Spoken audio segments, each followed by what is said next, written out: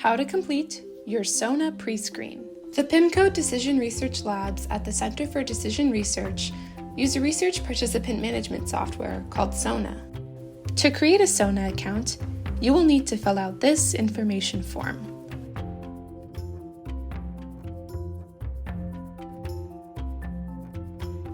In a few business days, you will get an email with your user ID and password to log into your Sona account.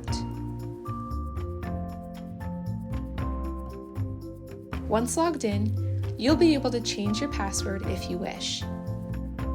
Fill in your pre-screen information so we can learn about who is participating in our studies.